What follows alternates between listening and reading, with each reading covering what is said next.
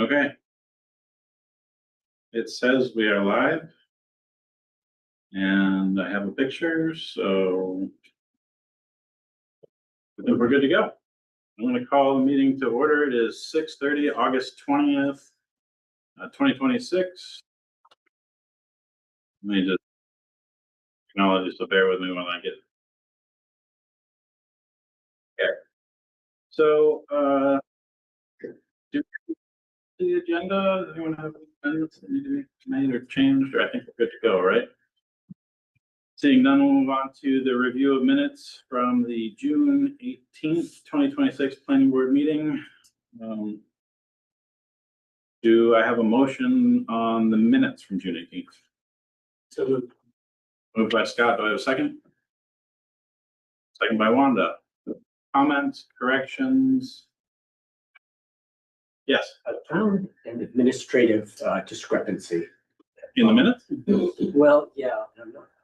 So in new business, member terms expiring in that meeting, so that Kevin and Wanda's terms were expiring. Right. It's not. Right, okay, so yeah, in the June 13th, July 15th select board meeting, I'm the only one who's reappointed. Right. So, but I was assured by the town office that this was an error in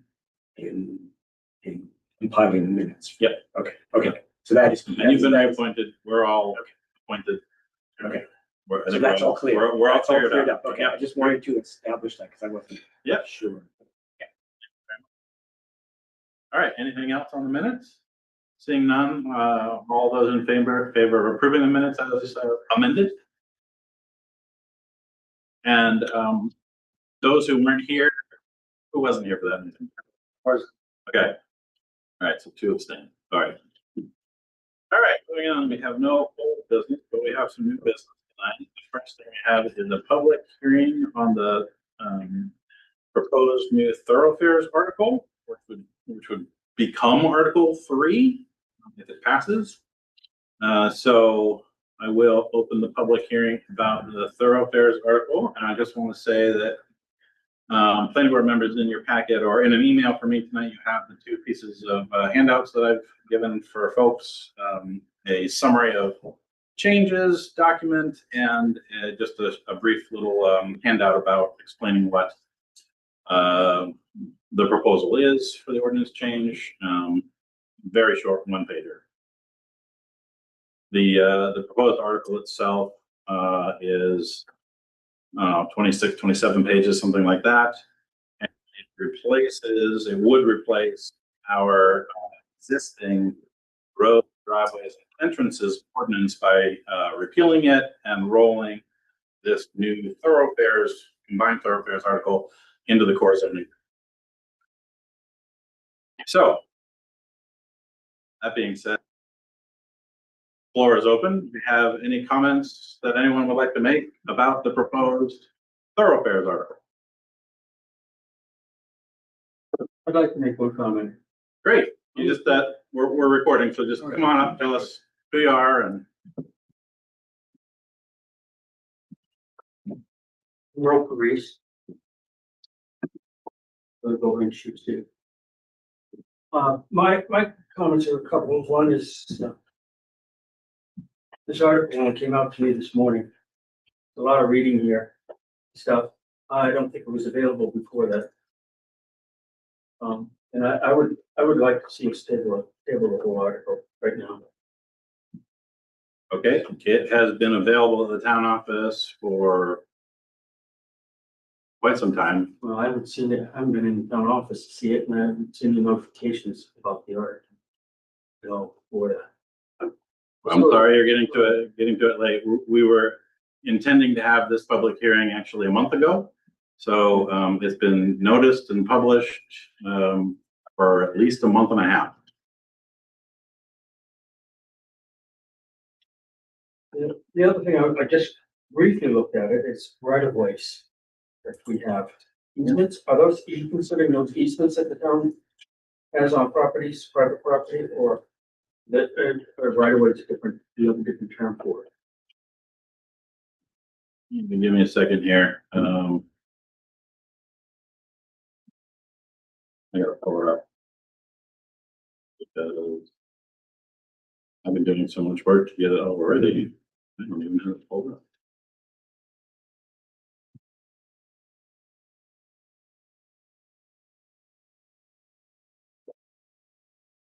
All right. So as part of the work that the planning board did, going back months now, when we actually had Michael Marcon as our planner, we had several conversations to establish the different types of easements and what a right-of-way is versus what an easement is. And so all of that is actually in, you have it printed out. Under definitions, which is the last article of the document, of the full, full code. It now has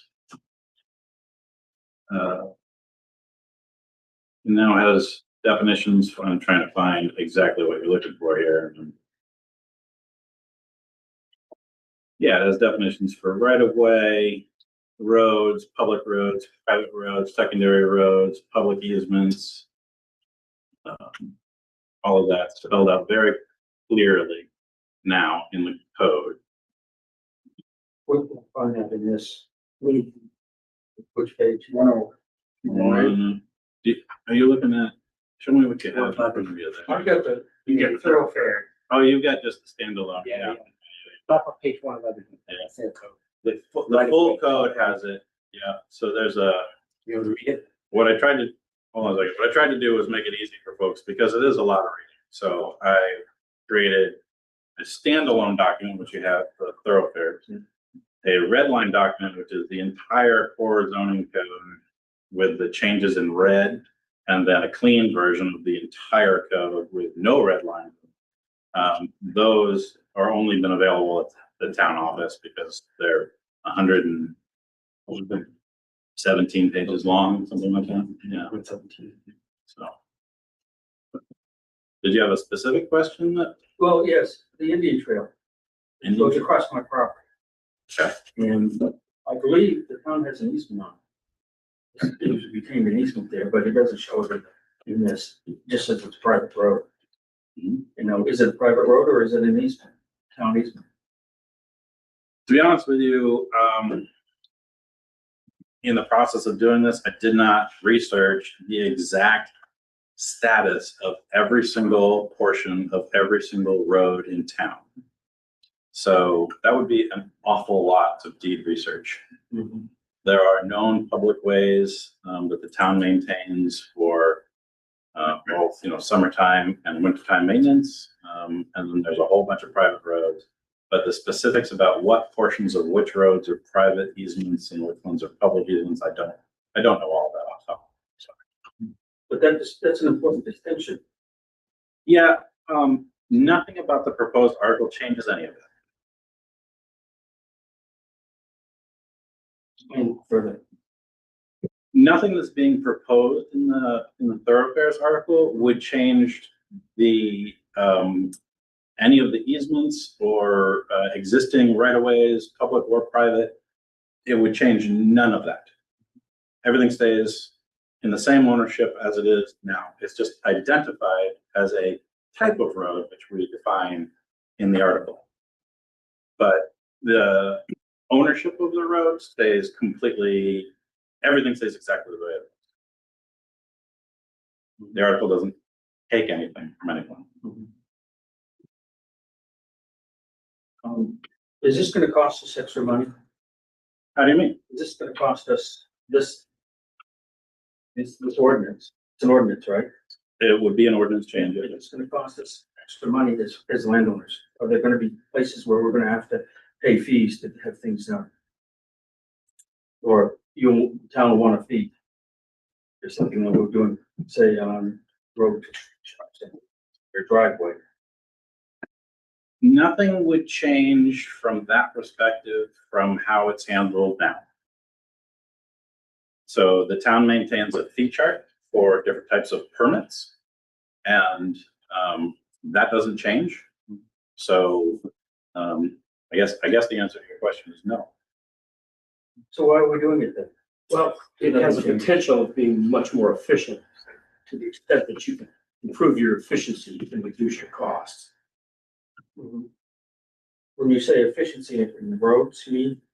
I would say efficiency in our deliberations, trying to figure out things that aren't well defined. Well, that is the code itself you're talking about. That's not the implementation.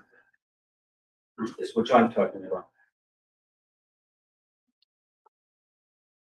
I think, I mean, this is my understanding, and maybe out of place. My understanding is what we're trying to do is define things better when people come in with questions or with ideas or things that have not been very well defined. It makes it much more complicated. If we actually define categories, then we can say, okay, you live on a street or you live on a private road that's been defined. It's more efficient and it saves people time who are trying to get approval for things. Is that the way it is now, though? No.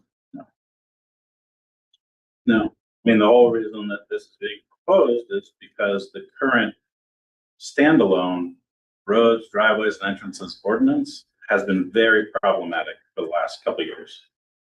Go ahead. Is it safe to say it will save the planning board time in deliberating ambiguities and currently defined? That's absolutely one aspect of it, Yeah. but not the primary push, correct? But it will, yes. We've spent a lot of time with previous applications. Yeah. With the difficulties of interpreting the ordinance. Yeah. Or the necessary changes needed to roads associated with it. Yes. Okay. Well, I'd like to have more time to look at this stuff before you have a vote or anything on it.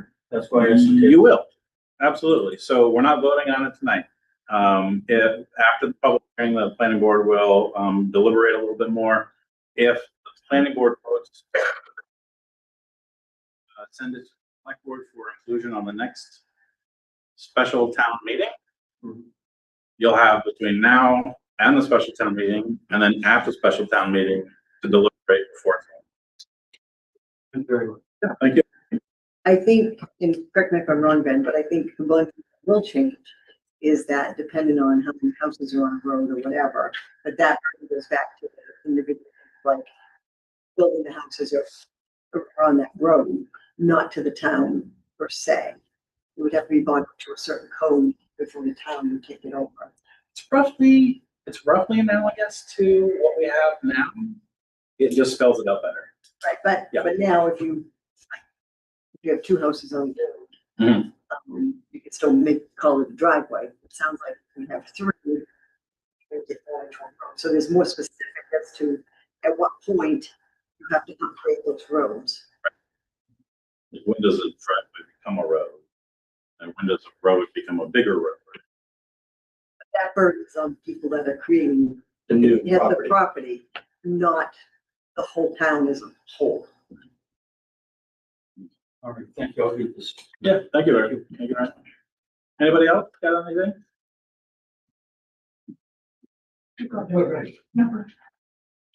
It is.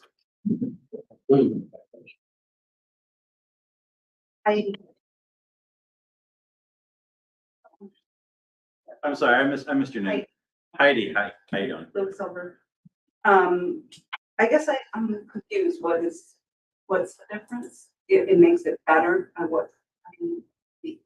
The difference between what we have now and what is being proposed? Yeah.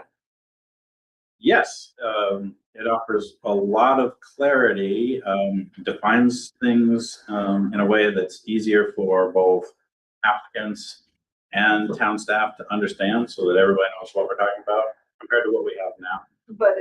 But you said these, like something is R1 and R2, but that was already set up. No, that's, So how did that come about? Why is Lewis Hill Road an R2 and Sheepscot Road an R1? Like, what is that difference? so a lot of that was based on the size of the road, the classification that it has for E911 status. What is E1? What is, That's the emergency 911. When you when you call 911, they have to know where you are calling from. So every road and every house in town, every town, has an E911 address as in E911 database, so that the call center knows where to send emergency response to. So we can use that data, and that's what we did. We used every E911 named road to create that list. And so there was something about more driveways and people are responsible if there's more driveways on the road. I don't know what was that? Well, one of us talking about? Yeah. So, Do you want to talk about it? Or? I can try. So now it's really unclear when you have a big piece of property and you want family to build houses or whatever.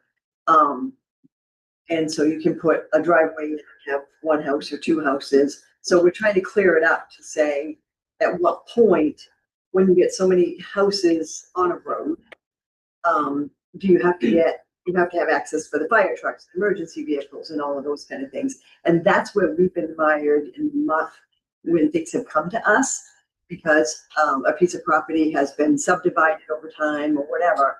And then all of a sudden, does it meet the criteria? Does it not meet the criteria? The road itself.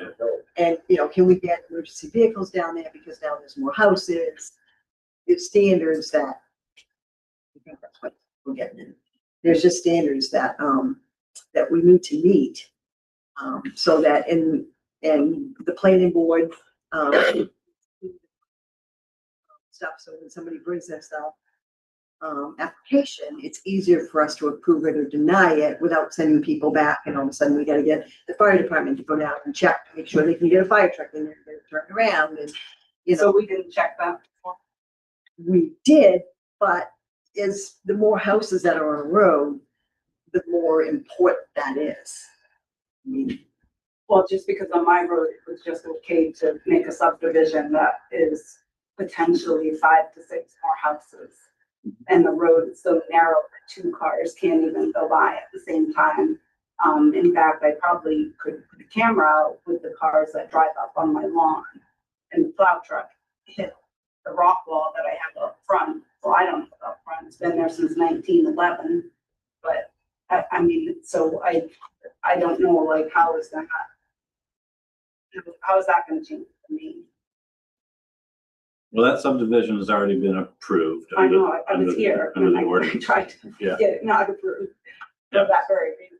Yeah, so, the classification of Lewis Hill Road isn't gonna change until the town, decides to change it, because it is a town road.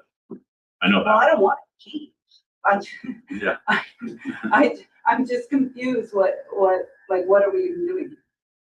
We're trying to make things better. So let me give you a practical example. One of the things that we've been reviewing a lot of applications that deal with putting in a road or a driveway. Under the current ordinance, it says blanketly across the board, you need to reserve a 50-foot right-of-way. 50 feet's a lot of space if all you're putting in is a 10-foot wide, rural road to get to a piece of property, right? So you've just wasted a whole bunch of land essentially that must be set aside under the current code forever. 50 feet of land. And so what this proposal does is make that a little bit more nuanced and say, in reality, there are different sizes of roads. We all know that there are because we drive them all the time. Not every road requires a 50-foot right-of-way to be reserved for it. Some only require a 20, some 24, some 32, but not all blanket 50. That was an awful waste. It is currently an awful waste, and we've been fighting with it because a lot of folks, not a lot of folks, but some of the applications that have come have said, oh, I want to put the house here, but they can't because of the configuration of the lot and the way that the road has to go, and then they have to reserve that 50 feet. It kind of makes moving things around on the lot a lot more challenging. So the proposal is to right size the roads instead of requiring just one standard for absolutely everything, which we have found over the last 2 years, just does not work. But we can't take back if it's already. No, and this proposal does not change anything. That's right. Yeah, that's right. Doesn't change anything that exists. Yeah. No one will be forced to change a road or change a driveway due to this. It's moving forward as things are built. And how does this pertain, like, so this is part of the code, the comprehensive code or whatever it's called? Yes, it would be integrated into what's called the core zoning code, which is the primary governing land use ordinance for the town. Is that enforceable? Absolutely. How is it enforceable if we have no accepted comprehensive town, plan, We do have a comprehensive but it's not accepted by the state? plan. And that is not our fault. And I'll go on record and say that we've been asking them to review it for the past 3.5 years, and they have stopped returning our phone calls. I don't know what to say to that. I mean, I don't know what to say to that either, other than the fact that they simply won't. But we're not here to talk about the comprehensive. but we're here to talk about the code, right? Yeah. Okay. Thank you very much. Anybody else?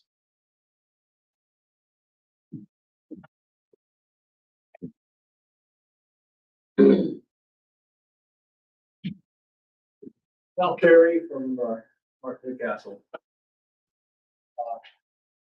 My biggest concern is about the listing of ways, and in particular, the categorization and type.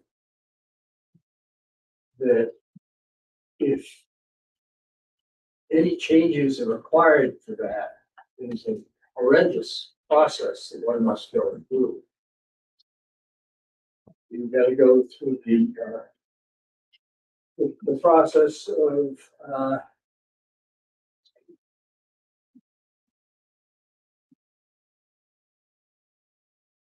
sure.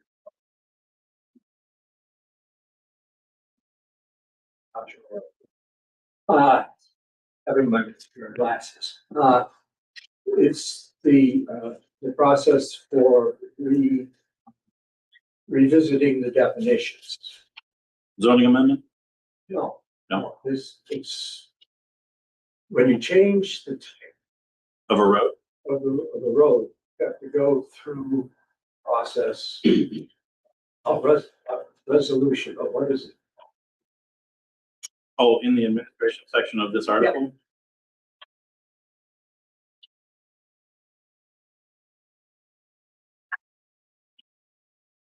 Oh, you mean after the town meeting needs to. Yeah, you have, Yes. it ends up having The classification requires a town meeting. The classification reclassification Right. requires a town meeting. but wasn't reclassification, there's another name it had, but same meaning. And if you are,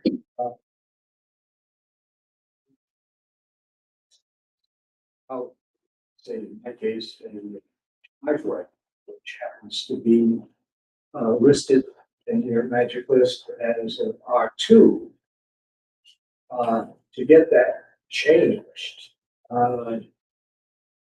because driveways ought not to be classified as thoroughfares anyway. Where is, 2 questions. What's the name of your road? Spruce.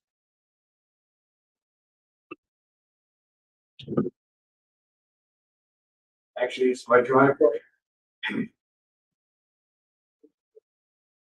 R2? Why would it be, it's a dirt road, narrow, adequate for delivery vehicles and fire trucks, but not more than that. So that's great. It should be. This is why we're having, this is part of why we're having a public hearing. If you feel your road segment has been misclassified, identify them now. Yes. It sounds like you think you should be an R3, a rural lane, instead of an R2, not a rural road. The difference between being basically 2 lanes versus 1 lane. I think driveways need to be pulled out of that list. So They should have if you're gonna list driveways, you should have a separate list. They fall supposedly by some language that is present in the document as being a separate essence from roads. So it shouldn't be appearing in the list, especially with that tripwire of potential reclassification and its headaches. So the reason that they're included is twofold. One, it's a named E11 road. Right? Okay. You can have And two lists. It's total inventory of town is what we did. Total inventory of town. That was your convenience, not the happiness of the folks with driveways. All right. So the other part of it is, as Wanda has said, if at any time a driveway, and this may never happen to you, but if at any time a driveway, another road gets developed, you split off a lot or 2 lots or whatever, and 2 new houses go in, the road has already been typed so that when that 3rd house goes in and that 3rd applicant comes for a permit application, we can already look it up instead of having to have a deliberation, which then triggers itself a town meeting. We've already done the work. And hold on, I pushed back on you a little bit about this because you and I have been back and forth about inventories over the years a lot. Yes. And your argument when we were doing the core zoning code originally, when it was called the character code, you wanted us to do an inventory of every house Yes. in the entire town Yes. and type it. Yes. And we pushed back and said, no. So now I've done it and I've typed every single road in town. But you said And, houses, roads. but I typed the roads to make the inventory and now you're upset about that. So you can't have it both ways. Of course I can. No, you can't. Because they're different. You made the inventory. Right, you made an inventory, but you classified what are obviously driveways for a number of folks as having an R2 type. That puts them into a bad bin. If they're just a driveway. You gotta go through that process of ending up before a special town meeting. The only thing, nothing changes. Any existing thoroughfare, and I'm including driveways in that. Any existing thoroughfare in the town of Newcastle under this proposal is allowed to exist as it exists now with no change. You can maintain it, you can rebuild it, you can do whatever you currently do to maintain your road or driveway. None of that changes. Well, what this does is set it up so that when conditions change along the road, and the road itself needs to be built to a spec to be maintainable for the cars that need to travel upon it, all of that work is already done. And we don't have to sit around, as we've done this past year on many applications, trying to determine what to do about the road. Because it was a driveway, but now it's not a driveway. It's really more of a road. Should it fall under this? Should it fall under that? And it's not only been a headache, but it's been very inconsistent because the current ordinance doesn't have enough specificity to guide us. So you can put that specificity in this, that you, in a way, reasonable for folks who have driveways, especially ones that have any length. There's no criteria as to whether a 200-foot driveway, 50-foot driveway, or a 1,600-foot driveway is a road or a driveway. There's no. Why should there be? Why should there be? So you want to make a 50-foot driveway a road? No. Nope. You're classifying it as R2. For future. If that 50-foot road at some point has enough development on it that it has 3 or 4 or 5 houses, then yes, it should live up to a higher standard and be built to a higher standard. Absolutely. I would agree with that. If circumstances change, you have to change the classification, potentially both the entryway and the path itself. But it's a little bit starting a landowner with difficult process hanging over their heads and things had to change. And to be clear, I believe you anticipated that in the next version of this document. There's a segment about if you are a driveway, what are the rules for upgrading to be a road? And not that is an anticipation of just time flexibility that's going or should be needed. People's driveways as driveways until times change. You've already taken that step in the next version. Yeah, It's out so there at 22. after the initial release of the first version upon which this public hearing is based, which is I think version 2020, version 20. This is 21. 21. I received feedback from several people, yourself included, and I incorporated those changes into version 22, which addressed We're not things like. talking about that tonight. No, we're not talking about, well, the planning board will be talking about those changes after the public hearing. But we're talking about version 21, because that's what got sent to public hearing. That was my biggest issue. And just the definition of thoroughfare. When you think of what Merriam-Webster or yeah, it's a thoroughfare has 2 open ends. A driveway does not. Yes. So you have a different definition at work than those guys. So, I mean, that is a funny one because what we name things is, what you call something, what you name something always means something different to everyone, different connotations. When I hear thoroughfare, I think of like, a boulevard style thoroughfare. I mean, that's just what pops in my mind. But in searching for a word that encapsulates, one word that encapsulates rules and regulations pertaining to streets, roads, driveways, alleys, all manner of things upon which vehicles traverse. There's not a whole lot of words that mean that. And I'd be happy. I would with argue- line with Cartway. cartway has an actual different legal definition, believe it or not, Yes. by the state. So I didn't want to use that. And the current ordinance is called the Roads, Driveways, and Entrances Ordinance, which is a mouthful. And what we're talking about is just maybe a drive or a section of the street. So yeah, I know it's not perfect, but nothing ever is. It's certainly not a situation that I think would leave a lot of folks comfortable, especially with these things you would normally think of as driveways, 50 years ago. For them to be two.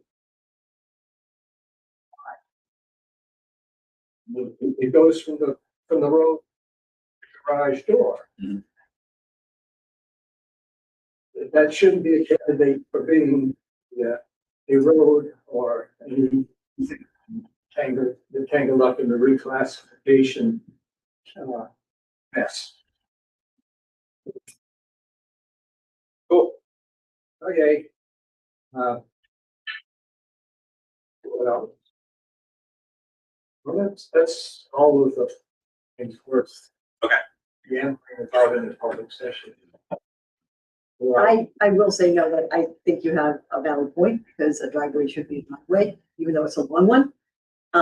Because I guess when I look at that and I think about what you're saying, as two, right now, it's like there's only, there's two houses built down there, you gotta bring it up. But if that changes in the future and it's only one, then I don't know, I get that it has a 911 listing on it because of the distance from the road it is. But, being an R2, if that definition changes, how does that affect his truly driveway? So I just have to say, I think I wouldn't want my driveway to be an R2. One thing would be that came to mind first thing was if, let's say someone has a driveway that is technically, when it's listed as a road, but it's just goes to their house. It's a 8 foot wide driveway. And they want to pave it. Well, if the driveway, they can pave it or go change the surface material, go to paving and gravel, and it's no problem at all. If it's considered a road, they can't do that without bringing the whole thing up to widening it, making all the changes to make it conforming as road, because it says changing the surface material is considered major construction. Where are you reading from? Under non-conforming thoroughfares, Page? page 27, substantial reconstruction. Substantial reconstruction means improvements to a previously constructed thoroughfare, including but not limited to extensions to length or width, the rip up and replacement of subsurface road built materials for a length of 4 sections of the thoroughfare that goes beyond activities included through general maintenance, the addition of sidewalks or post over building pre-existing sidewalks, or change from one road surfacing material to another, such as from dirt to asphalt. Sure, but that's only for a non-conforming thoroughfare. Yeah, but if it's an 8 foot wide driveway and we're considering it a road, it's non-conforming. Well, we don't consider it a road until it actually meets the definition of Then why are we calling it? do it. It wouldn't meet the definition until it's development. And then it would have to meet the standard. Okay. That's just there for non-conforming thoroughfare is just there for Private roads, yeah, pretty much. Yeah. pretty much. Yeah, not driveways. Yeah. I don't think I didn't read that there was anything that would prevent a driveway, even regardless of its classification, from being paved. Changing the So the survey. classification that no the owner's ability to do anything with. Right. driveway. I mean, we're talking about like, a public road or something that wanted to go from asphalt to gravel, for example, right? There'd have to be a reason for it. Mhm.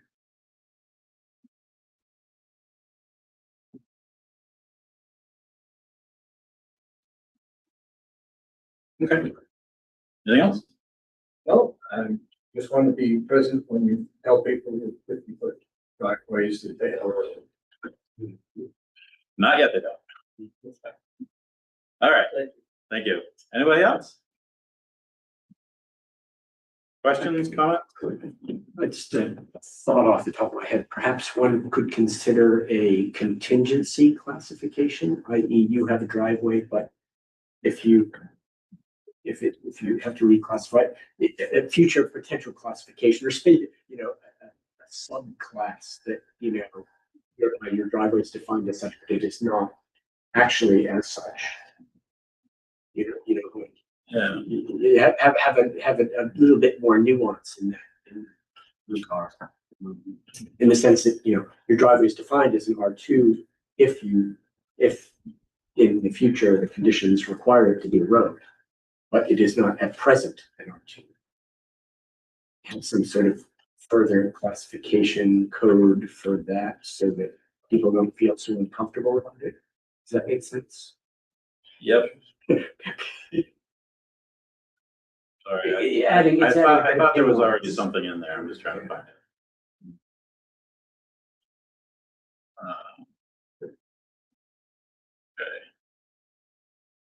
that's new there. You understand what I'm saying, right? In current construct, in current concept, it's defined as R2. If we could think of another classification whereby it's not literally yet an R2, but it would be if the development were done, we'd have a different category of classification qualifies that situation.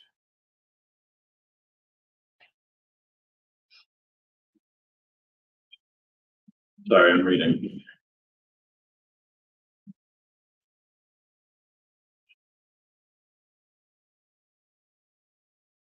In the blue sky thought, so it's not in the code.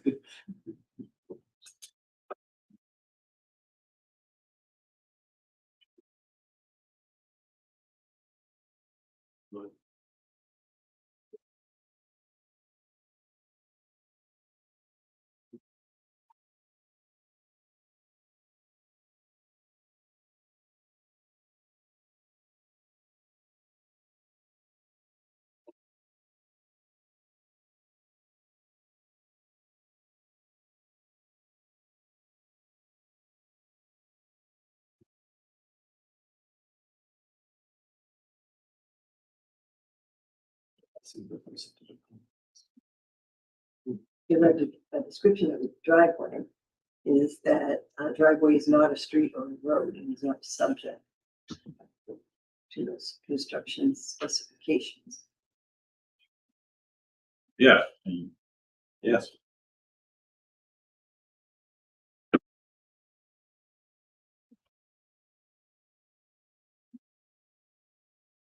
So you're saying add a clause or just a Qualification. qualification that says, like, Another yeah, class of, well, it wouldn't be a class because it would just, Or it's still definition, no. a driveway. yeah, So it would just say basically like,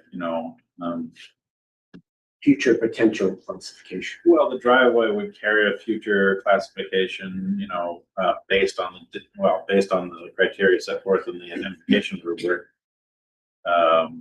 Which is how, the determination for all those thoroughfare types were made. Mostly follows, district standards. I was gonna put that out too. The district standards also can calibrate what the driveway is defined at. Sure. Yeah. And I can't think there's that many of them. Driveways? No.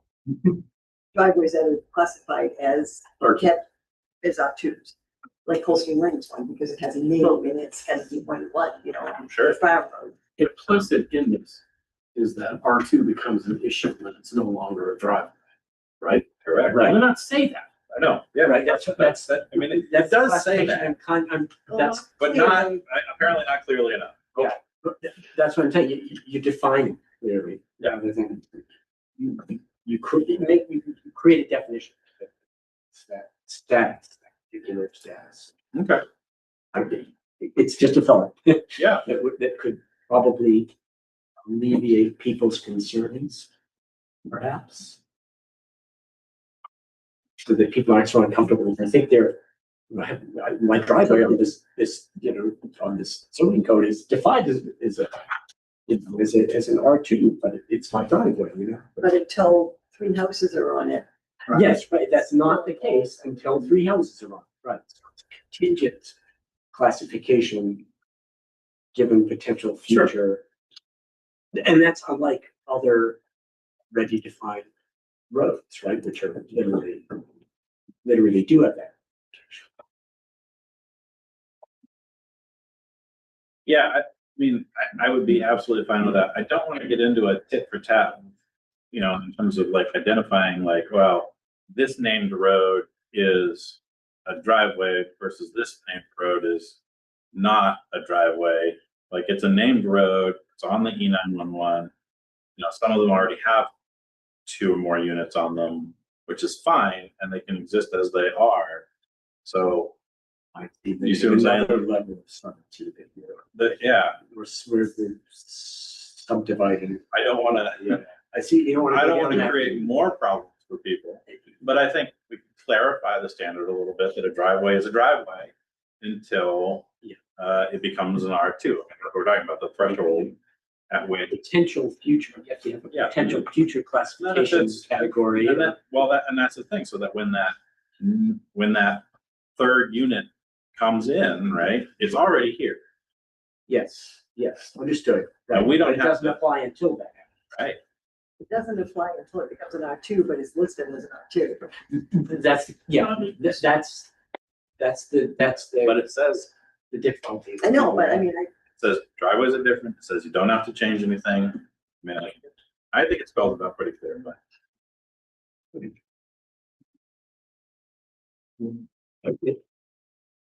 I'm Just a blue sky thought. I'm just. I look at the images and I see like R2, what it shows is pavement in the yellow line. And R3 looks like a dirt path. Looks like Sure. a private road driveway. Yeah. And so, Right. you know, sort of gut responses, well, my driveway looks like R3. Why is this Why is dirt this R2? road called R2? Sure. Why are all these things R2? They don't look like that picture. Yeah. And I know that, you know, we've talked in the past about like not including pictures because they immediately conjure a more specific sort of definition than really was intended. But I think that's the response I have with this too. Like, just it's my driveway, it's just dirt and it's 50 feet long. It's not that thing with the yellow line down. Right. Fixate on the graphic. Yeah, and I don't know We that- talked about that. how the rubric, And what he's, part of the rubric kicks it over into R2? Is it, It's probably, I mean, I'm talking about a specific one, but, well, go look at the rubric. There are a lot of these, when they're classified as R2, don't even have. They're only like 33-foot right ways, Yes, which True. R2 is which would be. 40. But, yeah. 50. So, I mean, we should correct every road that we possibly can. I just looked after it, there's about, Which version are you looking at? It says right at the bottom of the page. draft 21. 21. There was like 13 different roads that are paved driveways. Right. That I found in here that are listed as R2. Sure. And I know for about half of those are only 33 foot right ways. Right. So. So they should be R3s. They should be R3s. Yeah. That's good. you know, part of the challenge is, the capacity of the people involved in doing this to apply the rubric. Yeah. Really exhaustively. Yeah. There's a lot of roads, and a lot of ground to thing. Yeah. I mean, if we jettison the inventory on the map entirely, then it goes back to every application, even if we adopt the rest of the article. And we have all the specificity, but we don't have the inventory, Creating. we still have to make a judgment Right. on every single application, and we have to apply, you know, a total judgment call, right? Right. You know what that's like. And more often than not, what ends up happening, right, is that the applicant wants it to be a different classification than what it really should be, right? So there's that tension between, well, I don't want to have to build a bigger road. Right? I get it, absolutely. Yeah. 100%. And ideally, everyone knows, Mal and everyone else takes this opportunity to say, well, wait a minute. And then, I don't know, is this a reason, this is the time to say, this road, I think you've got to classify it all Right. before the town votes. Yeah. And I think we can absolutely beef up the distinction between, you know, we'll make sure that all current driveways on the inventory are listed as R3s and clear it up so that it's blatantly clear that a driveway is a driveway until it becomes an R3. And if we have those set guidelines for what are an R3 and an R2, what you need to do, and when that kicks in, like at the third house, then it is gonna make our life easier because, you know, once you put an application for that third house, they have to bring that road up. Right. Mhm. That's why you got to try. Yeah. But in the meantime, they shouldn't, they don't need to be listed as that because that's not what they are. And the difference for the applicant, I mean, this is not a small thing, but the difference for the applicant would be that one of the applications that we handled this past year for a single house, we spent all the time basically talking about the road. It was 3 or 4 meetings, Yes. 3 or 4 months of coming back and coming back. The difference would be, of course, that yes, maybe this isn't perfect, but if we have it, it's, you get your approval in 1 meeting versus 3 or 4. And everybody knows what's going on. And everybody knows what's going on. I agree.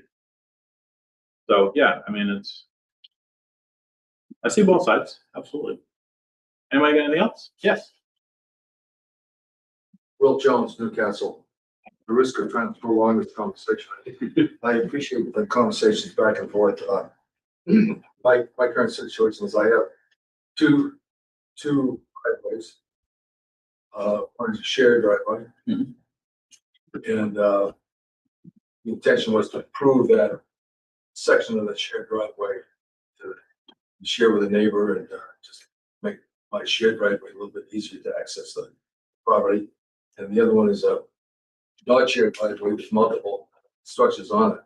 So I think if you do take a look at this, read the definition of this a little bit more, so there's some interpretation that's cleared up a little bit. It seems like the code enforcement officer or somebody would have to make sure that they take a look at any changes you make to that path of the road, the driveway, to make sure they comply with what you're adjusting it to. I assume that's the case, that they would do. Yeah. So I think for the clubs, would there be another discussion after you make these modifications, so you adjust that? Well, as I was telling Merle earlier, after the public hearing, if the planning board votes to send this to the select board for inclusion on a warrant, the town would have the opportunity to talk at that time when we vote. Thanks. Yeah. Excellent work. Thank you very much. Okay. Anybody else? Been on this one about an hour. No other concerns? Great. I'm going to go ahead and close the public hearing now. And first thing I want to do, because Mal alluded to it, was say that yes, after the first round, the version 21, version 22 was created based on input that I received from 5 or 6 people with different similar concerns. And so some of the things that were done or changed, added, was the inventory was made more cleaned up, and a lot of those R3s became R2s. So a lot of those roadside things. We'll need to double check that again just to make sure. We did make it, I think I said, I don't know, it's in the summary of changes. Let me look at that real quick. Does everyone have the summary of changes? V for it.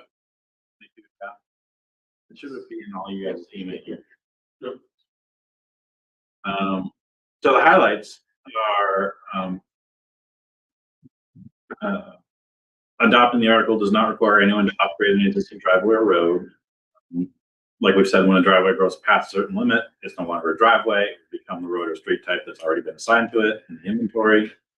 The required improvements is now right-sized to the number of homes.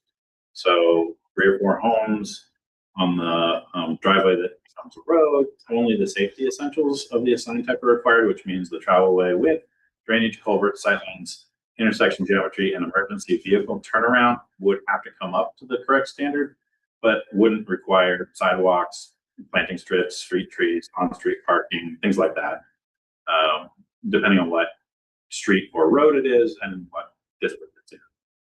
5 or more homes, a subdivision, that comes up to the full standard based on the assigned type in the inventory.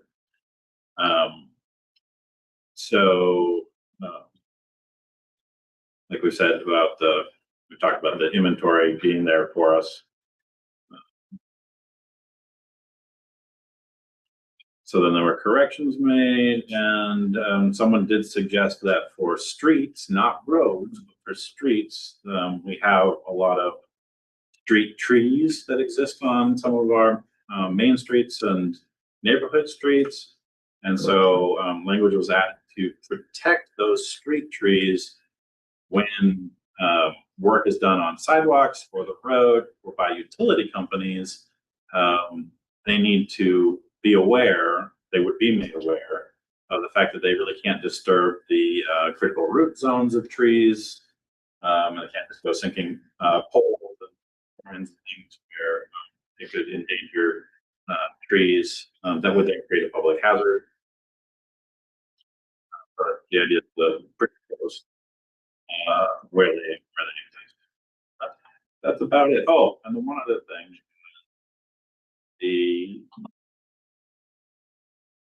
no, that was it. I said it. I said everything. I said everything. Yeah. Did I get it all? I'm just cruising through the. Just public access to this, just for us. The V22, the document we just. Everyone is going to have it after tonight. After, okay. We couldn't publicly put it out because the public hearing was called for V21. So that's a great point. It's a great question. Just to be everyone, V22 will be available on the town website tomorrow. There'll be a red line version, full draft version, a summary, and just the actual article itself, Article 3. So the one thing it did, in driveway with D, I'm looking at the red line version. I don't know if I have that pulled up, but in driveway, which is on page 46 of the red line version, under applicability, it's right at the end of the PDF itself says red line.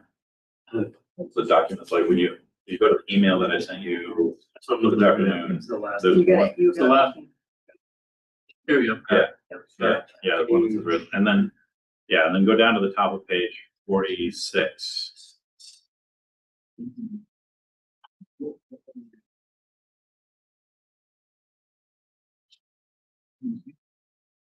So what was there was the driveway provides access to no more than 2 single-family dwellings or 1 two-family dwelling on a single lot, except where a shared driveway,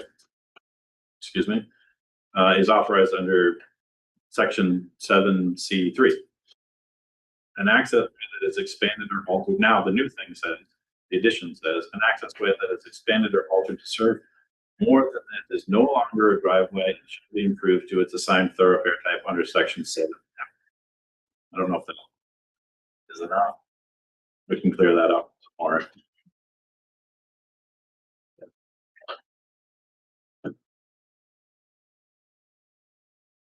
Does the board have anything they want to say, add, change, correct? Spelling, punctuation? More thoughts? So it seems like because we're going from version 21 to 2, we're gonna have to not have another public. No, the way it works for a public hearing is you collect comments for, and then you have a public hearing about the version you said. Any changes are then incorporated, and then we get together and vote on it. So that means we could vote on B22. We would be voting on D20. Public see it. No, they have the chance, they'll have it starting tomorrow until it's voted on. So we're not voting on it tonight. The only thing we would be doing is voting to send it to the select board for inclusion on the next special content. That's all we would do. Version 22. 22. It just And any other changes that we want to make. doesn't seem like the public should have a chance to see 22, which they won't see till tomorrow, and then make comments on that Yes. to go to. Vote. The problem is the way it's set up, and this is, we've read the law very, very carefully. You get stuck in endless public hearings. Right. Yep. So the deal is, select board calls for a public hearing, planning board holds a public hearing, collects any thoughts, changes, anything that anyone wants to, make those changes, send it back to the select board. Select board decides whether or not they want to include it on the next upcoming town or special town meeting. Okay, so let's say that I have a very long road. And I don't exactly agree with the language in version 22. Mhm. We've already voted to set version 22 to the select. Do I have the opportunity in front of the selectmen to say, guys, they didn't make this correction. You need to make this correction before you send it on and make it part of the code. Do you have that opportunity? No, at that time, you cannot make changes because after the warrant is set, you can't make changes. Before the warrant is set, you can make changes. Can you vote for it or against it? But we hold special town meetings every quarter or year. So if we've missed something or something needs to be changed, the most you have to wait is a quarter.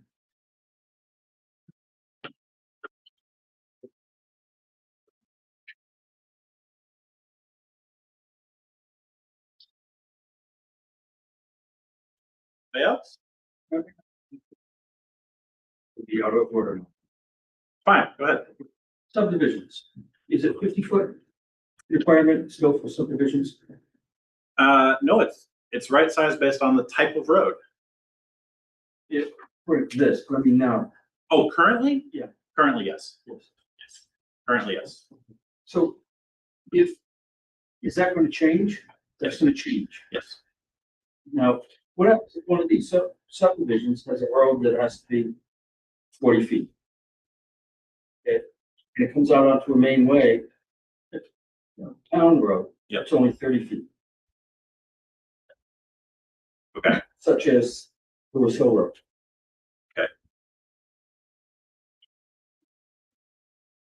Well, I'm sorry, what's the What question? happens? I mean, does that mean that people who are putting in subdivision have to make the road that they come, that you turn out onto same as their subdivision road? Larger? Lewis Hill Road, you mean, in that scenario? Yeah.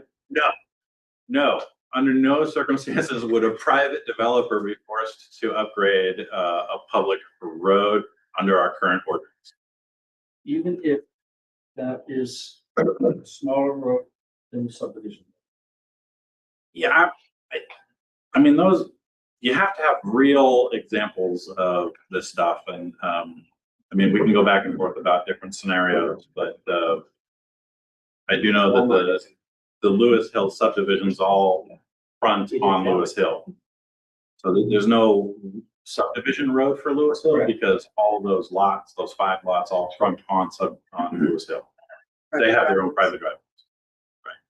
So, yeah, but yeah, subdivision would still have to follow subdivision rules as well as these rules. Correct. The question I have is, what about a private road off of a private road? If we do a handful of roads in Fulton Town, if you had to upgrade the second private road, Mhm. that is off of a private road, Yeah. Well, I mean, to answer that was part of the reason I built the inventory based on segment. So a road segment is defined as from, like, say, the beginning of the road to the next intersection of a road that spurs off that road, right? Or where it meets another road, right? So coming along. Some roads pass through multiple districts. Right, exactly, yeah. So again, I have to have a very specific thing to say, but I think the idea behind it was you treat the road segments, not the entire road. Does that help?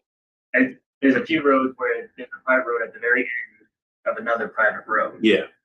So they have to redo Probably just, their, I mean, if they're building on the second one, that's the one they're probably, or if someone's building a subdivision at the end of a private road right? Yes. off of, there's an existing road that goes into. Yeah. There's a few of those. Yeah. And they want to put subdivision up there. Yeah. They have to improve everything. No, I don't really want to say until we have an application in front of us, yeah. It could be a possibility.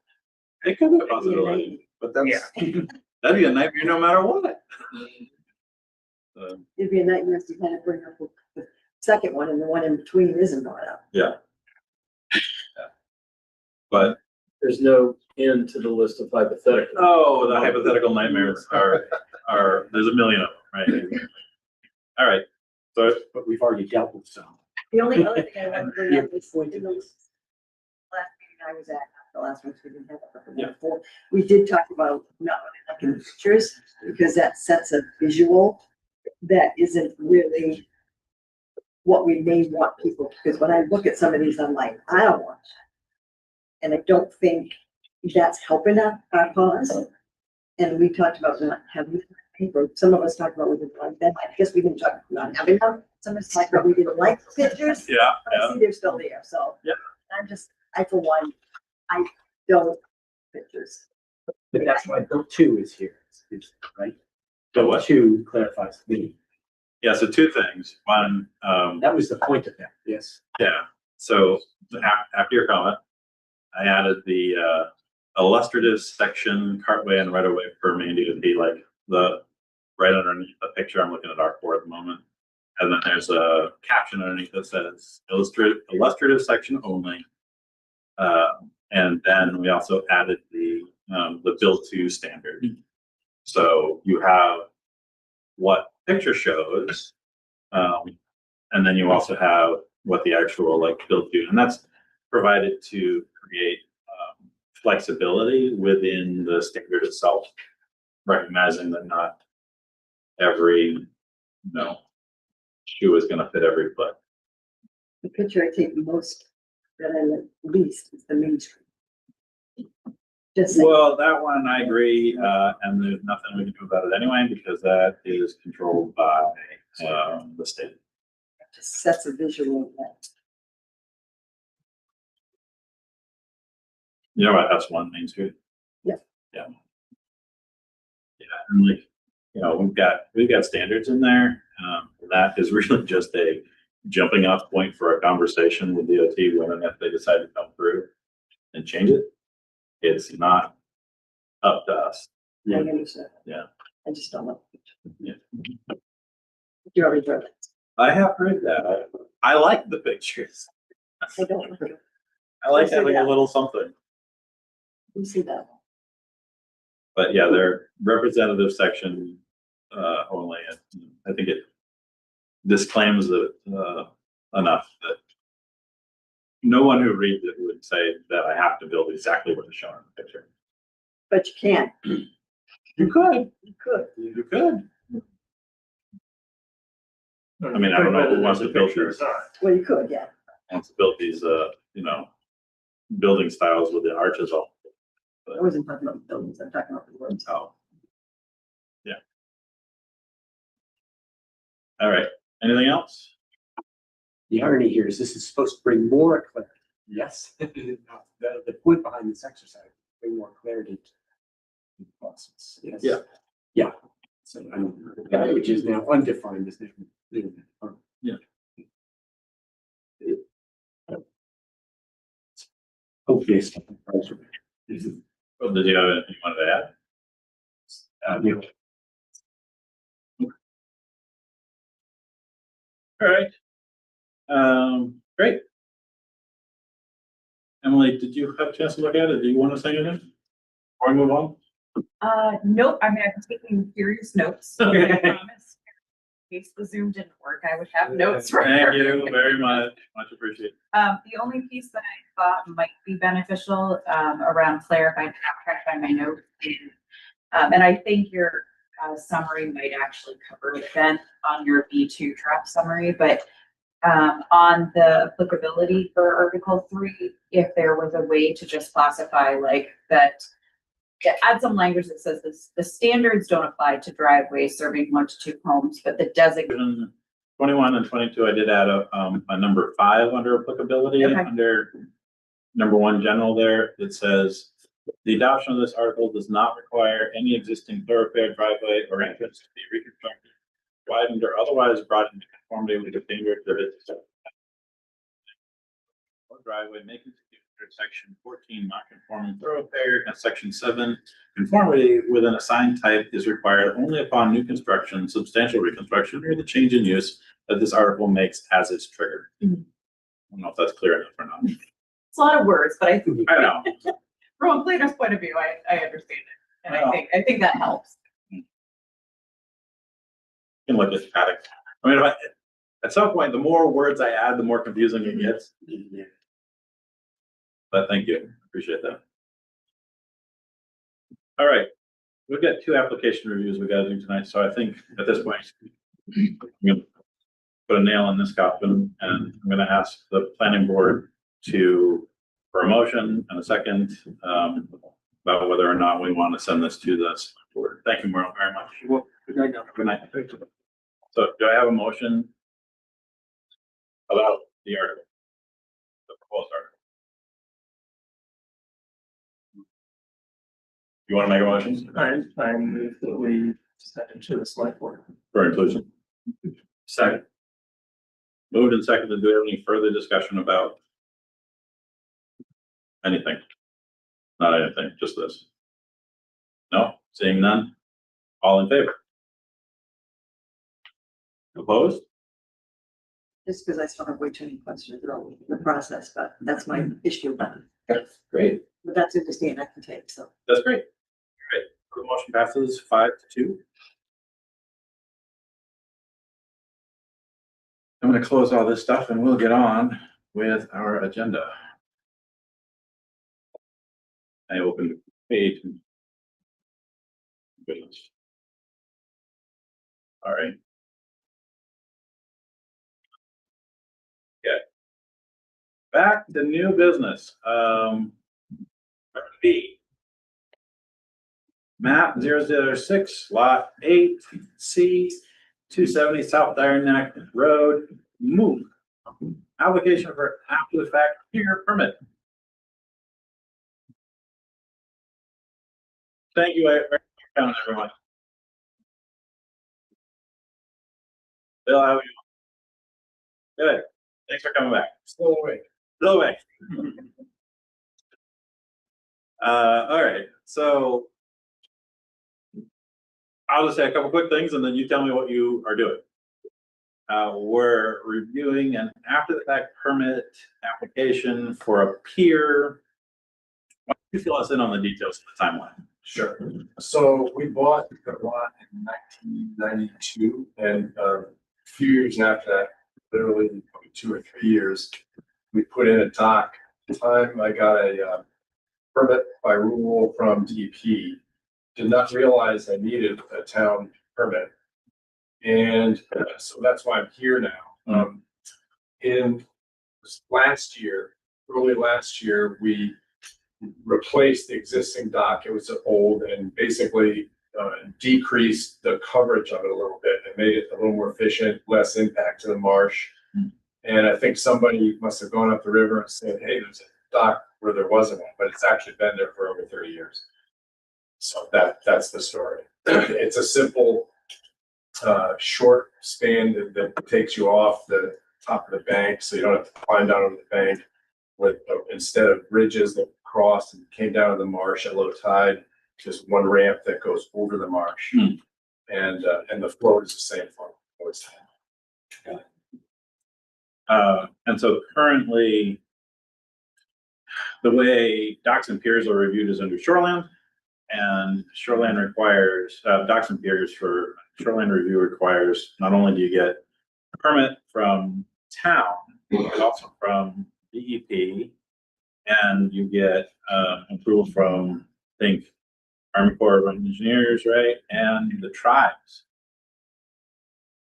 So the native Maine tribes actually have fishing rights. So anything that would impact that has to be sent for approval. So I'm assuming you haven't done any of those other things yet. No, Okay. only the DEP permit by rule and this. So you have the DEP permit by rule for the previous one, Right. but as this is a replacement, you would need to get another DEP approval. Okay. So the way it will work is we'll go it's- through it. When I did it the first time, basically you send in an application. And if you don't remove or, disturb a certain amount of cubic feet or cubic yards of material, if you don't hear back from them within a certain timeline, it's still the same way. Then it's approved. Yeah, that was how it worked when we did it originally. It's essentially the same. I think it is essentially the same.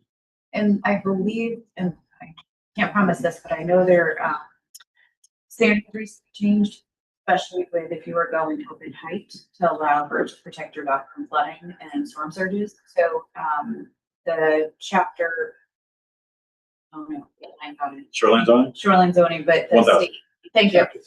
What is it? chapter 1000.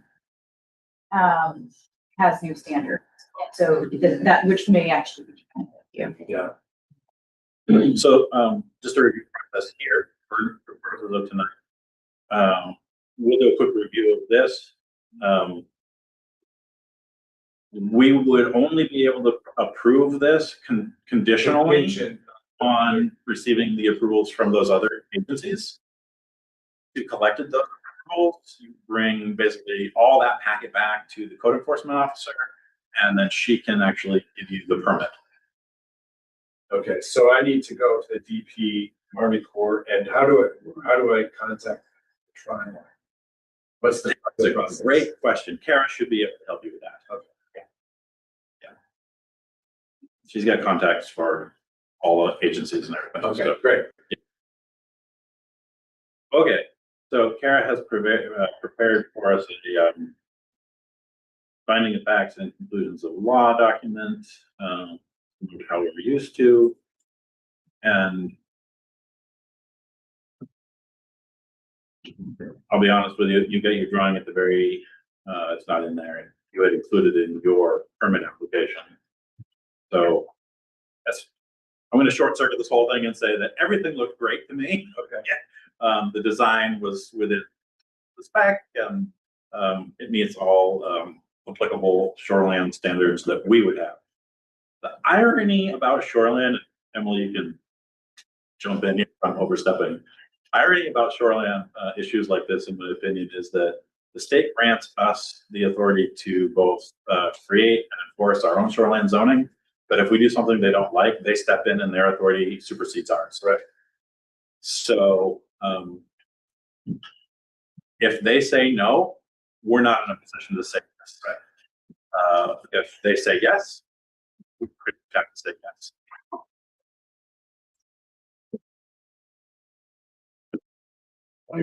Yeah. How that goes. Unless we're talking about like structures, which we're not, we're talking about piers and wharfs. And I think the section in the actual shoreline zoning is like a couple of paragraphs. It's not much. So without reading the whole thing, is everybody clear about what we're reviewing and has reviewed it? Did anyone find anything else that needs to be addressed or talked about? No, you're good. Everyone's good. What'd you find? I don't know, not to be a stickler for details, but I'm trying to be clear. Did you actually get a permit from DEP when you built the dock in '93? Well, I never had a piece of paper, but, I sent it in, and of course, it was over 30 years ago. I don't have what I sent in to them. Yeah. But I never received, any notice that there was a problem, so I went out to, And it's been there for 30 years. yeah. So there's never been any permit. To be cool. Well, If I understand what's stated. technically, I had a DEP permit by rule, because I submitted an You submitted application. it, but you didn't get a reply. And within the 30 days or whatever it was, I never received a notice saying that it was disallowed. Right. So I mean, I dig into details. For example, your application says it was built with crushing treated lumber, right? So the DEP chapter 205, section 4C standards number 18 says, if you have chromated copper acetate in your lumber, that it has to be cured on dry land in such a manner as to expose all surfaces to the air for a period of 21 days prior to construction. Was there problem as in lumber and the driveway? That would be for the DEP to decide. Oh, That is a rule you're supposed to. is it pressure? Not back Probably Oh, not. yes. Oh, yes. Oh, that was back in '99. back in '93. Oh, yes. DEP chapter 305, section 4C, standards number 18.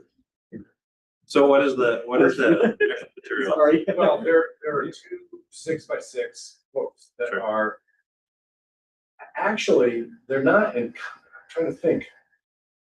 There are two posts sunk in at the landward end Mhm. that the, part of the frame of the thing, and those are pressure treated. And then there are two 4x4s out on the end, but those attach to augers that go down in. Yep. Piling augers. Treated with creosote or fentanyl? No, Okay. it's regular. Because that's not allowed to touch water. Yeah. Good. Just checking. Great. Right.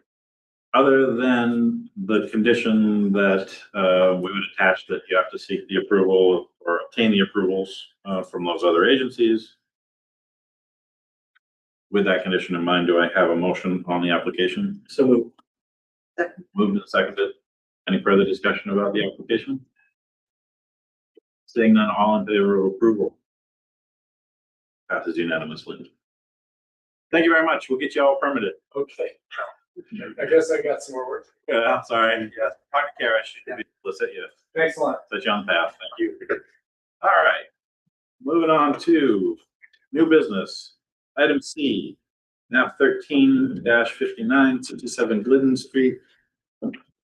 Wetland, application for redevelopment of the existing residential property. Come on up. Hey there. Hello. Hey. How are you doing? Remember us? Yes. Sweatland, we live in Edgecombe. Oh, okay, great. And we saw this enticing ad for a property on Glidden Street, maybe 2 years ago, almost. Yeah. And we and all our friends have always wanted to live on Glidden Street, so we're very excited that once our project is approved and built, that we will be permanent residents. Oh, great. So, there were some issues with the house. We kind of were excited about the property and hadn't really looked at the house. I don't know if you before, but issues of mold and a lot of changes and 5 different stairways to move around and the circulation. I think it had been 2 houses in. So we tried our hardest to figure out how to make it work, and we presented our solution, and Chris Garland in Woodhall has refined all those things we proposed of keeping the original pre-1900 cape and moving it to make the guest cottage. He's going to take it from there. Great. Thank you very much. So very excited and hope to get started this year. Yeah, cool. So your name is Chris? Yes, Chris. Great. hello, Thank you for I recognize. If you don't mind, I'll read off. Go for it. I wish that I was able to memorize all of this, but you alluded to earlier that none of us are perfect. None of us are. So yes, we were here in November for a pre-application meeting regarding the property where we were proposing essentially excising the pre-1900 Cape House, which is the original structure on the site, from later additions and alterations, repositioning it on site to act as an accessory structure to what would be a new primary building that sits in the same general footprint of the existing house right now. We would maintain we would maintain the existing garage that is recently the existing house. It's built, I believe, in 2018, and essentially remove everything else that was attached to the house garage. So project remains as previously proposed, what we're going to do: maintain the existing garage, relocate the manufacturing structure in the same general footprint of the existing house. So the new house characterized by its 2-story gable form, oriented in the same fashion as the existing structure on site, this ridge line, with a single-story porch that extends to the northwest, wraps around the southwest, terminates on the southeast side of the structure, helping reduce the scale of that two-story volume that we have on site, and improving a inviting and familiar look to see from the street. But most importantly, really reduce the scale of the house. We would then connect the primary structure to the existing garage as it is currently functioning. So the new structure itself, its enclosure or face of enclosure pulls, which is on its southwest face, pulls 7 feet to the northeast, so essentially pulling back that face a little bit, so exposing a little bit more view through the property from Gordon Street to what would be the cemetery. Its overall dimensions, the new primary structure is 57'8" wide, which is less than the existing structure in width. And its depth at its deepest point, which is taken the front, the main building mass, and the post pitch in the rear, 43.3 feet, which is approximately 10 feet deeper than the original house footprint right now. All dimensions lie or remain in conformance with the ordinance. And just for context, the main building mass of the post primary building is approximately 10 feet shallower than what exists right now as the footprint on site. So we are also increasing our setback from the neighbor who lies to the northeast side of the property, where if you look at the survey, you'll see the neighbor's garage sitting approximately between 2 feet and 5 feet from the property line. So pulling a little bit further away from the condition as well. As I mentioned, the letter we are seeking some relief from the 20% minimum windows and doors on that northeast facade. This is the northeast facade is primarily where we've located all of our mechanical equipment, some propane tank or a propane tank with generator, HVAC condensers. It's also where we'll have intake and exhaust for the ERV would be going into the house. Plus, we're also so close to the neighbor's side yard, so close to the neighbor's garage, exposing to meeting that minimum. While it certainly can be done, it's very beneficial. We're very practical. Windows on the first floor would somewhat be performative because of their adjacencies to the mechanical equipment generator. It wouldn't be able to operate, so they would just be fixed windows. And just for context, I think it's important. 20% minimum when we look at a 10 foot by 10 foot wall, which viewed from the exterior is about using the code wall systems that looks clear on the interior would require a 5 foot by 4 foot window to meet the absolute minimum of the code, which is a significant amount of glass. Most times we see these requirements put in place for commercial retail buildings in order to not create blank walls. I completely understand why the provision is there. And I understand that we don't necessarily want to present things in neighborhoods. But many houses on Clinton Street do not meet the minimum 20%. Along that's all but something for us to asking for some relief from that. If the board chooses not to allow this for the indicated locations on the elevations, place additional windows to satisfy the minimum requirements. Good. So, yes, and I think that was about it. Look forward to your questions and discussions. Thank you. Okay, thank you very much. And I do have, if beneficial, I do have a supplementary drawing at some point, should it be beneficial. Okay. But I know it's been a long night and I don't want to. No, it's fine. No problem. Great, thank you for that. the question, but dare I ask, do you have an overlay of from above of the old building's footprint versus the new one? I do on this drive, this drive. Just curious, because that's what I was longing. Oh, yeah, let me see if, this was the one that I sent you, I don't think I identified the existing building's footprint. Oh, yeah, yep, there it is.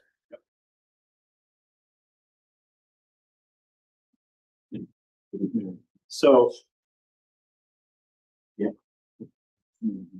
Oh, yes, yeah. Dotted line is the old footprint. Yeah, The former footprint. and I would also say, I forgot to mention, sorry, that we're also looking to maintain the existing non-conforming setback that exists on the property, right? With the main being setback from the basic garage. right. Okay. So, thank you very much for the summary. Appreciate that. I'm no meat and potatoes kind of guy, so I'm gonna jump right in. Yeah. I think the approval, the potential approval of the plan hinges on exactly the two things you identified. Which is, step back for, new primary buildings and, oh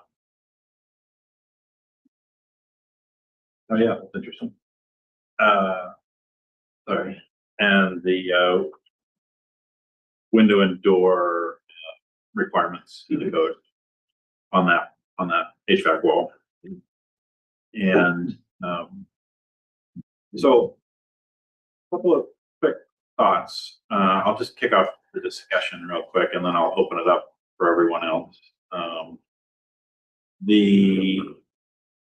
It's kind of nebulous, like digging through the code, trying to understand how this would be permittable. The moving of the original was 1911. The original Cape was built sometime between 1850 and 1860. Okay, so the moving of that original part of the existing building to be within the setback zone is fully permittable. There's no problem. There's not even actually any problem, I think, classifying that as an accessory building. But you're absolutely correct. A new building placed on that lot in that spot is not going to have, there's no way for it to meet the front minimum, maximum setback at all. The problem we run into with that is the planning board has no mechanism to waive legally that requirement. There's no mechanism built into the code that allows us to make a determination that it's okay to not meet that standard. So that's problem number one. I then started digging into the nonconformity language. And I want to pull up the Port Zoning Code here and go to that section real quick.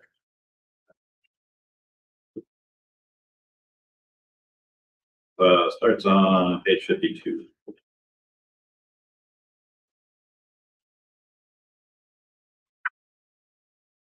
Emily, interrupt me anytime here. We're not very formalist, if you haven't figured that out yet.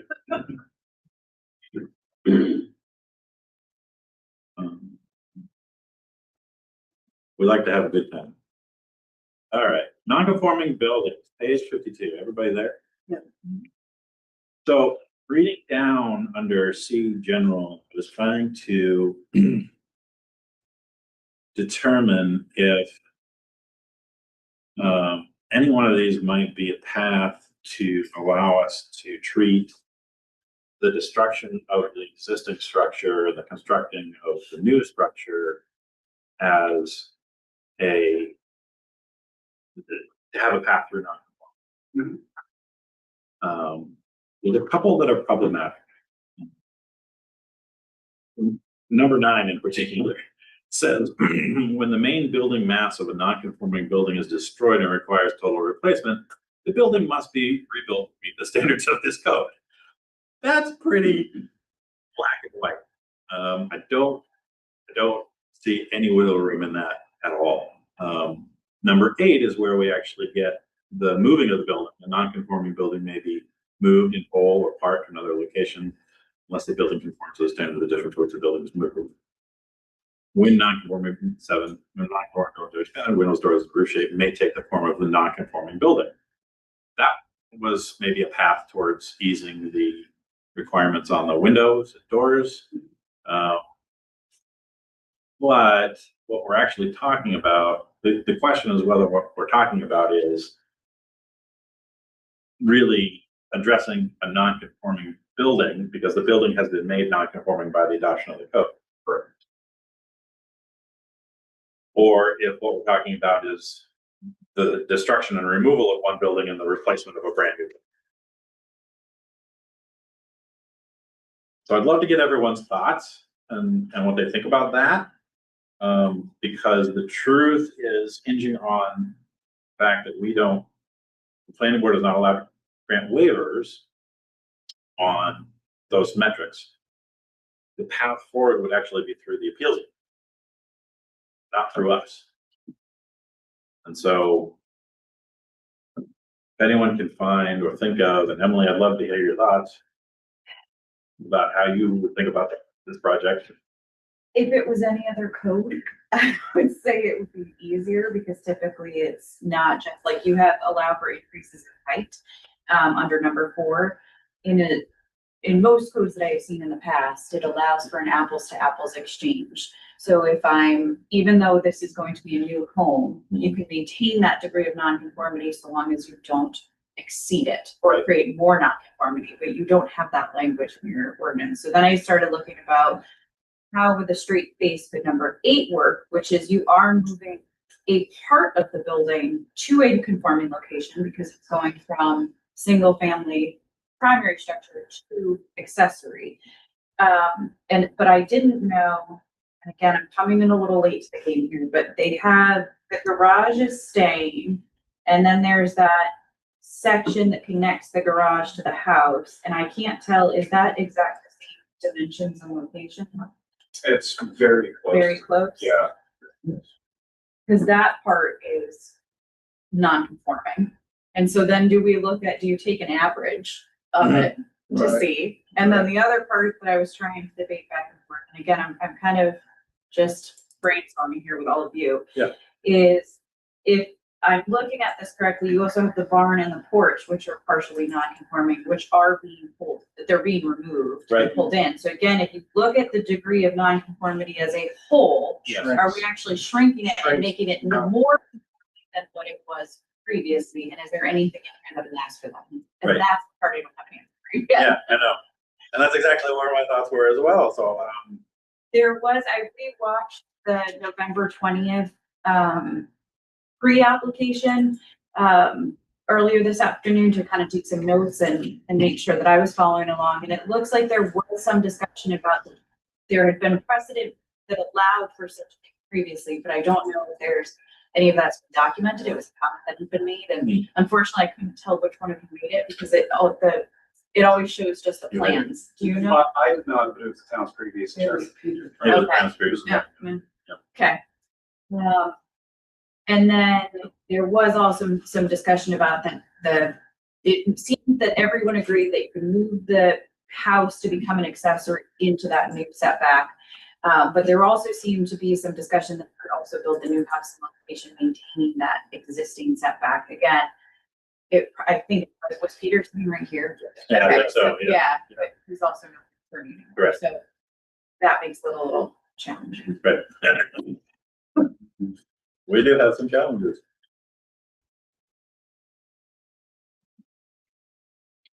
I personally think, this to be clear, that when you tear that house down, you move that piece away, tear that house down, then you have a new build. It wasn't destroyed. But you're not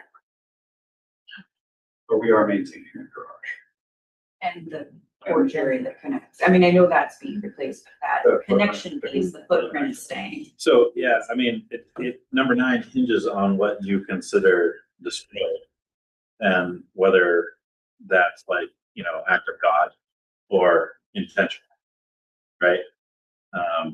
So like, you know, if a huge oak tree fell on it, and just destroyed the house, Or right? a fire. Or a fire, then number 9 obviously does apply, right? And number 10 sort of alludes to that as well. When any portion of a non-conforming building is damaged and does not require total reconstruction, it may be repaired and rebuilt to its previous condition. So the question is whether or not the intention of 9 are together, like in the case of fire, flood, other kinds of damage, a meteor falls on it or whatever, or not. And if not, does reducing the nonconformity but keeping the setback meet the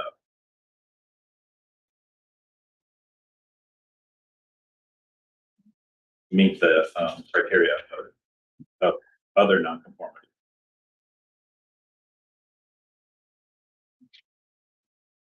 I'll be honest with you, this is a hard one to determine because, Well, we're setting ourselves up. well, and that's Depending part on of the, choose. it's part of the reason that I think it's actually an appeals board decision. And the reason we may want that to be an appeals board decision because the appeals board actually has a little bit more authority than we do. So, looking at that real quick. So the primary nonconformity is the setback. Yeah, I mean, that's the only one that can't be really met. We can talk about windows and door, it doesn't matter unless we figure out the setback issue. One of the questions I did have was, so I actually started looking at nonconformity on page 96. Before you referenced, Ben, in that meeting that I was listening to, page 52, which is about non-conforming buildings. So page 96 talks about nonconformity in general. Mhm. And essentially the purpose is to provide for the continuation of uses, structures, building lots, site characteristics, or signs that were established prior to the adoption of this code and were made non-conforming as a result of the adoption of this code. So it's clear, you know, it's a pre-1900 house, it predates zoning, the lot like predates zoning. And so if we're trying to allow for the continuation of the building lot, as well as the use, which is single family to single family, so it's an apples to apples comparison, is there anything that allows under 25C continuation for this? And again, I can't make a decision for you, and I am not a land use attorney. But it says non-conforming conditions may continue to operate until such time as the owner of the property, building, or features make an alteration that requires conformity. The requires conformity is, can they meet the conformity? And I think one of the constraints that was raised by Chris is that you can't really go back that much more to try and make this fit.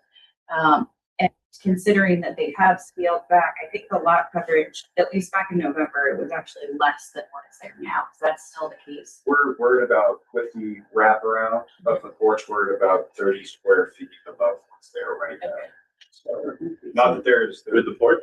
with the entirety of the porch wrapping Well, around. we don't count the porch as main mass. Oh, well, then we're less. You're less. Yeah, significantly less. The Yeah. porch takes up the majority of the building. The porch is considered an architectural component. The main building mass, comparing main building mass to what was there, were significantly less. I'm just reading through the rest of the section here real quick just to see. what- Right, because it talks about proof of non-conforming conditions and then restoration of non-conforming determinations. Again, it's not spelled out in stone. It's from not. most of you, but I didn't know if that adds, because now we're talking about not just the building itself, but the lot as well and the use. And the use is remaining the same. Yep. The challenges of the lot remain the same. And they are scaling back in their degree of non-conformity when you take out that barn and attached porch that's in the side yard setback.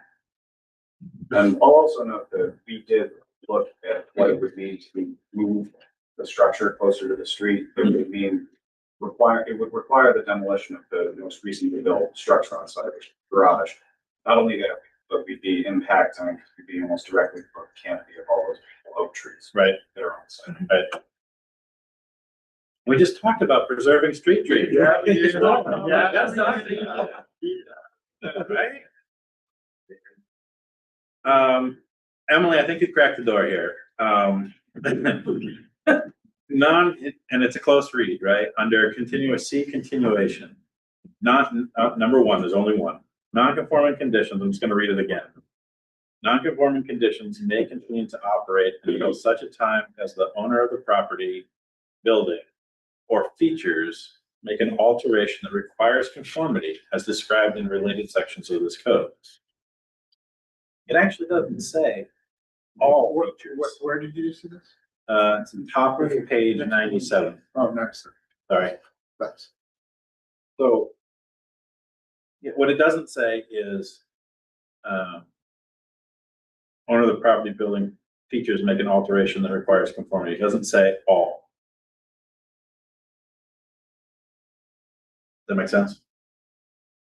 So like the way shoreland works is that if you can expand a property or a building that's within shoreland, as long as you're, to the limits that you're allowed to, as long as you're not increasing the nonconformity, meaning you can build away from the shore or to the side or up, as long as you don't increase the nonconformity. Right. And you meet all the other standards. And I think this is alluding to the same thing. It just doesn't say it exactly the same way. Go ahead. Similarly, in shoreline ordinances, oftentimes where you bring greatest practical extent to a planning board, which I'm sure you're familiar with. Yes. Oftentimes that ends the case where you establish the face of the building that's closest to the resources being the greatest practical extent. You're no longer able to extend beyond that, but you're able to build anything behind. And I'm wondering if we could actually draft an argument for greatest practical extent that meets this continuation argument in non-conformity. I mean, I think that's the question for us right now. The answer is I don't know, personally. And I'm trying to determine what it would take to know. It would probably require consultation with our attorney. And based on his recommendation, he might even draft that for us. Or, like I said previously, he might make the recommendation that it would go to appeals court. Or there. Anybody have any thoughts, different, contrary, or otherwise to that? What do you think? Oh, totally. Not very flexible. Yeah, but But you do, your point, okay. yeah. Well, that raises another good point, several great points about this code was intentionally written this way because we don't want the planning board to be able to just waive this and waive that. Because if you provide the planning board with the authority and the ability to waive standards, they will. All the time. Any state. There's no standard. Basically. But completely understand that the site conditions are such that this, if we were reviewing it under shoreline, would be greatest practice without doubt. So I think at this point, I would probably make a motion that we table the application pending review with our town attorney and bring it back next month. And I know that puts a little bit of a grip in your timeline, but I can't offer you, I think at the moment, anything else. Does anybody have any other thoughts or about how to handle it? Emily, do you have a? The only thing I would add is if you're going to move to table it pending review of the attorney, I would also have the conversation about the window request and whether that's something that needs to go to the attorney as well, or if that's more black and white. Whether you agree with that or not. Yep. But at least answer both questions before Yeah, definitely. asking them to come back another month. No, I don't. Would you make one contingent on the other? No, they're separate issues, right? I mean, they're both, as far as my understanding and review of the application against the code, those are the only two stumbling blocks. Everything else is literally peachy keen.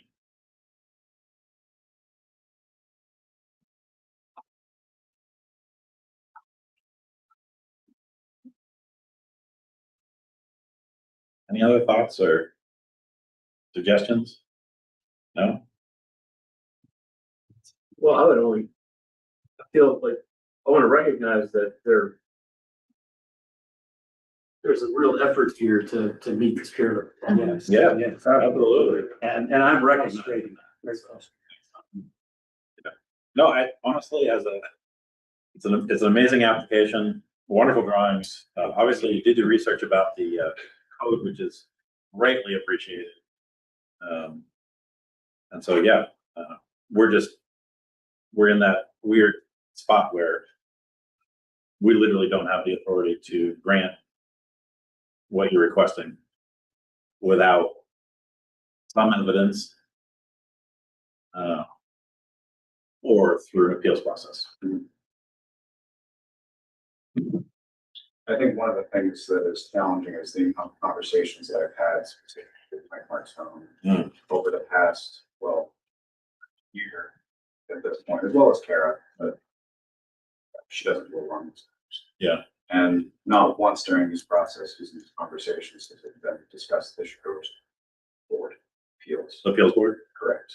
It is always, he had suggested the route of application, pre-submittal or pre-application meeting, which we had done in the application. Happening now based off the guidance. Right? Yeah. Well, I mean, technically, I think the path to the appeals board goes through us. You have to basically You have to get denied. you have to get denied to appeal something. Otherwise, unless you're going for no, you have to get denied. But I will certainly double check with him because he's still in town. I didn't get all of his notes, but he may have some other insight, through conversations or notes that he made with you in the process. And I absolutely recognize your frustration. But I just beg you to bear with us because all of us are working to find some way. But we have to do it legally. Otherwise it's challengeable.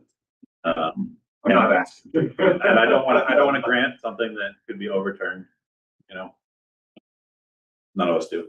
You don't want to be in that position either.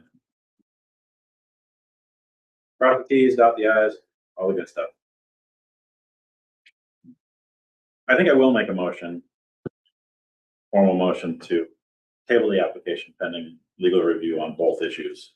Do I have a second? One second. Any further discussion about the motion, the application, or anything? Seeing none, all in favor of tabling the application? All right, that's not unanimous. So we will reach out to get a legal opinion, and we'll notify you as soon as we do through Kara. Okay. How often would the process of going through appeals, if necessary, is the process? So our appeals board doesn't meet regularly. They meet when they're called to meet. But like most other public meetings, it has to be noticed. So the shortest time to get on their agenda would be 2 notices in the paper. So probably 3 weeks minimum. But I can't really speak to it because I don't the appeals board and I don't manage that schedule. So that would be coordinated through the town manager. After, like, denial. After denial. Yeah.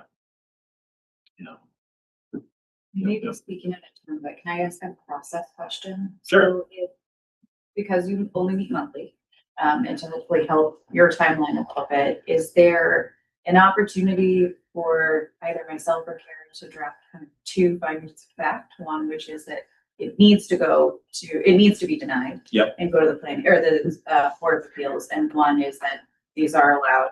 And certainly need to add some language in once you hear back from the attorney, but that way, when you meet in September, hopefully you can take a vote and also have that finding of fact ready to keep the process moving. That would be the ideal process. Okay. Yeah.